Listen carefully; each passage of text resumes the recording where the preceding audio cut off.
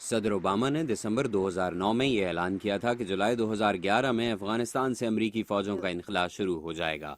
افغانستان میں اتحادی افواج کے امریکی کمانڈر جنرل پیٹریس کچھ عرصے میں صدر اوباما کو اس انخلاء کے پیمانے کے بارے میں مشورہ دیں گے۔ ایمبیسڈر مارک سیڈول افغانستان کے لیے نیٹو کے سینئر سویلین نمائندے ہیں۔ ہم پر امید ہیں کہ افغان پورے ملک کی سیکیورٹی کی ذمہ داری لینے کے قابل ہو جائیں گے۔ وہ پہلے ہی ان علاقوں میں ذمہ داری لے رہے ہیں جہاں سے امریکی افواج کو نکالا جائے گا، اور آنے والے چند سالوں میں ہم ان کی قابلیت میں اضافہ کرنے کے لیے کام کریں گے۔ اوباما انتظامیہ یہ عندیہ دے چکی ہے کہ وہ 2014 جو کہ امریکی افواج کے حتمی انخلاء کا سال ہوگا، اس کے بعد بھی کسی نہ کسی پیمانے پر سویلین سٹاف کے علاوہ فوج کو وہاں رکھنا چاہے گی، جبکہ افغان صدر حامد کارزائی نے کہا ہے کہ 2014 کے بعد افغانستان میں امریکہ کے کردار کا فیصلہ لویا جرگا کرے۔ ریپبلکن پارٹی سے سینیٹر لنسی گراہم سینٹ کی آرمڈ سروسز کمیٹی کے رکن ہیں۔ وہ کہتے ہیں کہ امریکہ اور افغانستان میں 2014 سے آگے کا معاہدہ ہونا چاہیے۔ میرا خیال ہے کہ یہ ہمارے اور افغان عوام کے لیے بہتر ہوگا کہ ہمارے درمیان ایک مستقل تعلق ہو۔ سن 2014 کے بعد بھی ہمارے درمیان سیاسی، معاشی اور فوجی تعاون جاری رہے۔ امریکہ کی فضائیہ اور اسپیشل فورسز یونٹ طالبان کو دوبارہ ابھرنے سے روکنے کے لیے افغان سیکیورٹی فورسز کی مدد کے لیے موجود ہوں۔ میرے لیے یہ سن 2011 یا 2014 نہیں بلکہ اس سے آگے کی حکمت عملی کا سوال ہے۔ طالبان کو قوت پکڑنے سے روکنے کے لیے پاکستان کا تعاون ناگزیر ہے۔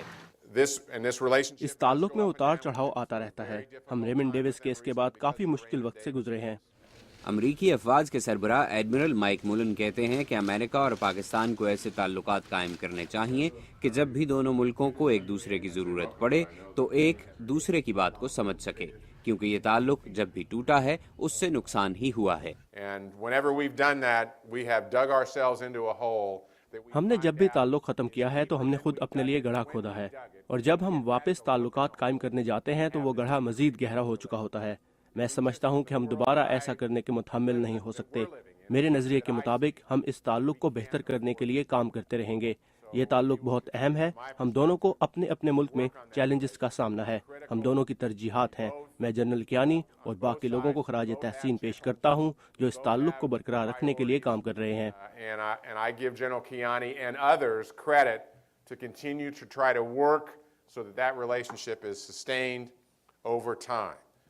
امریکہ بلا شبہ پاکستانی افواج اور حکومت کی مالی امداد کر رہا ہے، مگر سینیٹر لنسی گراہم کہتے ہیں کہ پاکستان کو خود بھی اپنے لیے چند فیصلے کرنے ہوں گے۔ میں دیکھنا چاہوں گا کہ پاکستانی حکومت ٹیکس کے نظام میں تبدیلی لائے تاکہ امیر لوگ ٹیکس ادا کریں۔ میں دیکھنا چاہوں گا کہ وہاں سے کرپشن کا خاتمہ ہو۔ میں چاہتا ہوں کہ ہم پاکستانی عوام کی مزید مالی امداد کریں، مگر قبائلی علاقے جو دہشت گردوں کی پناہ گاہیں ہیں وہاں ان کے خلاف کارروائی کی جائے اور وہاں کے سرحدی علاقوں میں روزگار کے مواقع پیدا کیے جائیں۔ میں چاہتا ہوں کہ پاکستانی ملٹری اور حکومت وہاں چھپے دہشت گردوں کے خلاف زیادہ بھرپور کارروائی کرے۔ پاکستان اور امریکہ کے تعلقات ایک بار پھر تناؤ کا شکار ہیں۔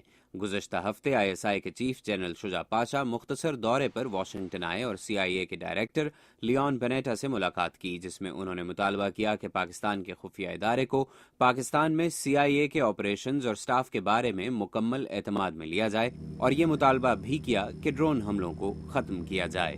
مبصرین کے مطابق جنرل کیانی کے مطالبے کے باوجود ڈرون حملے جاری رہنے سے یہ واضح ہو گیا ہے کہ امریکہ پاکستان کی سرحدوں کے اندر دہشت گردوں کو نشانہ بناتا رہے گا، جبکہ ان حملوں اور ریمنڈ ڈیوس کے واقعے کے بعد حالیہ برسوں میں دونوں ممالک کے تعلقات کمزور ترین سطح پر پہنچ چکے ہیں۔ محمد عاطف، اردو VOA، واشنگٹن۔